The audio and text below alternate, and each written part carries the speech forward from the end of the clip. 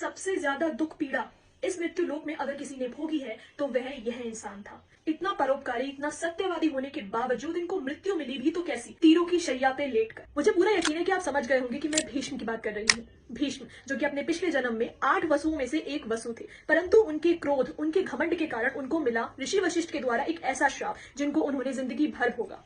चलिए जाने उनके पिछले जन्म की कथा।